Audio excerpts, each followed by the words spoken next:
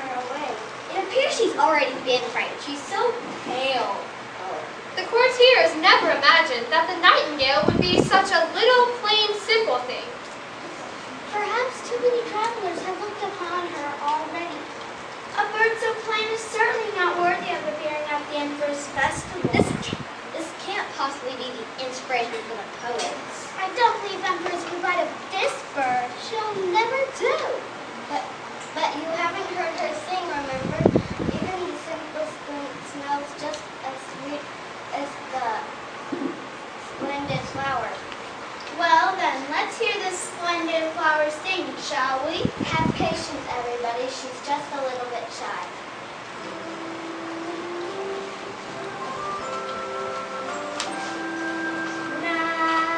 Nightingale, nightingale, high up in the tree. Nightingale, nightingale, sing your song for me. Nightingale, I hear your song, haunting melody.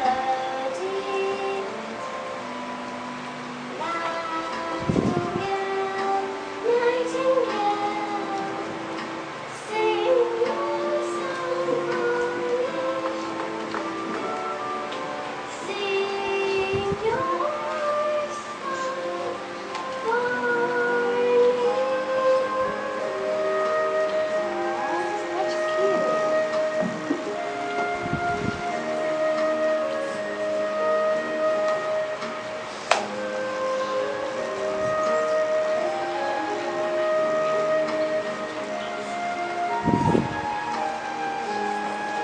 Beautiful, magnificent, exquisite. It sounds like tiny glass bells. See how her little throat works? Yeah.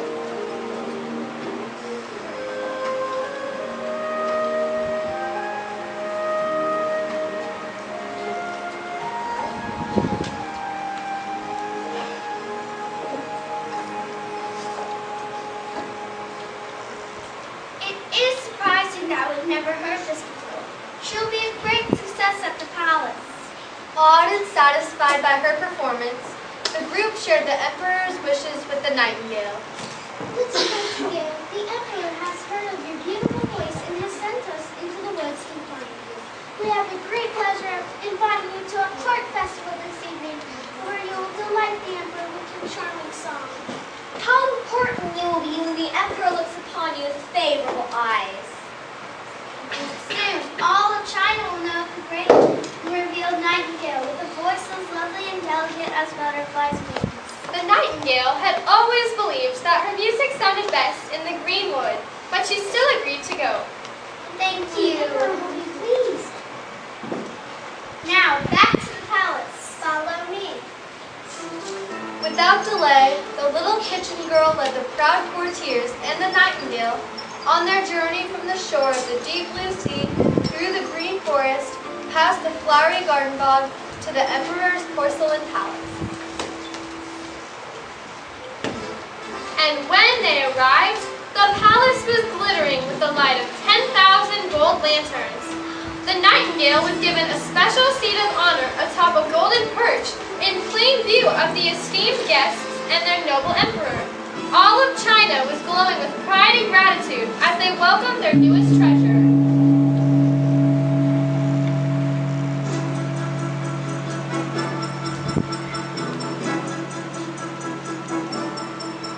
In China, we're glad for the things that we've had. And in China, our pride comes from deep down inside.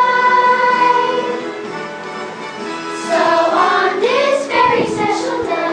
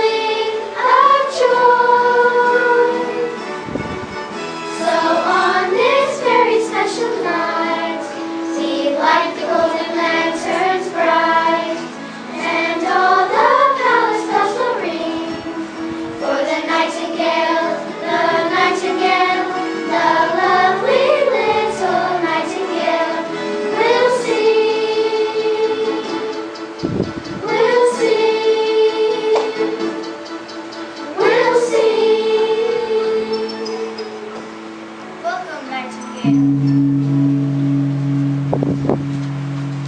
have never heard such beautiful sounds. What a charming voice. Such a splendid gift. How can I ever repay you? The emperor tried to reward the bird. I'm so moved by your lovely music that I wish to give you a special gift. Will you wear this golden slipper around your neck? The nightingale graciously declined. Will you take this jeweled ring as a token of gratitude? No, thank you, she replied. Then how shall I honor you for bringing such joy to my heart? The nightingale explained that having seen tears in the eyes of an emperor, she could wish for nothing more. Oh, hail the wondrous nightingale!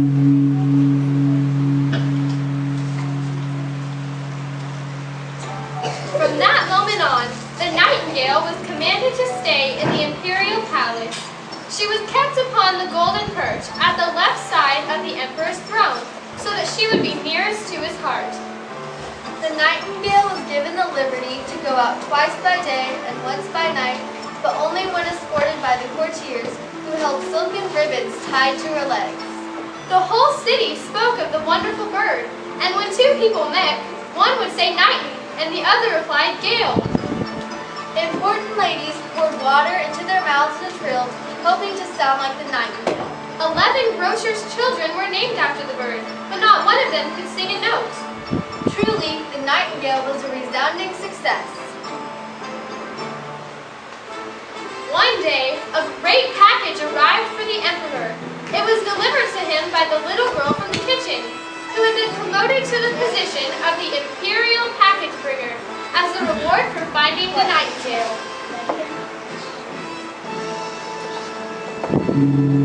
Excuse me, Your Majesty. Yes, what is it? I have another package for you. This one is from the Emperor of Japan.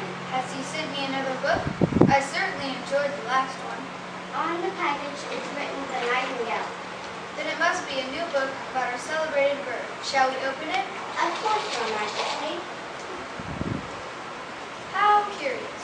It's not a book at all. I've never seen anything like it. What do you suppose it is?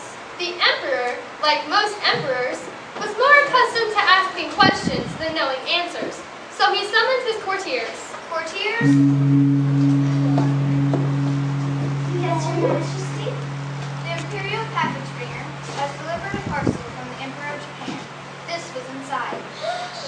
It's beautiful. See how the rubies and sapphires shine? See how the diamonds sparkle?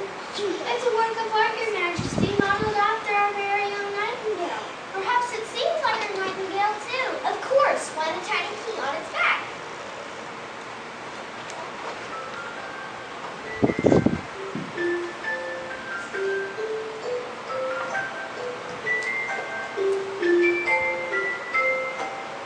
Perfect. As lovely as can be. I have All an were idea. completely satisfied with the mechanical bird.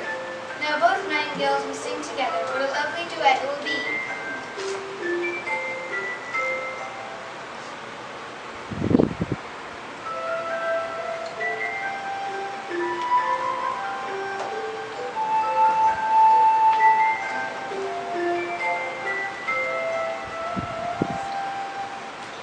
Terrible. Ridiculous.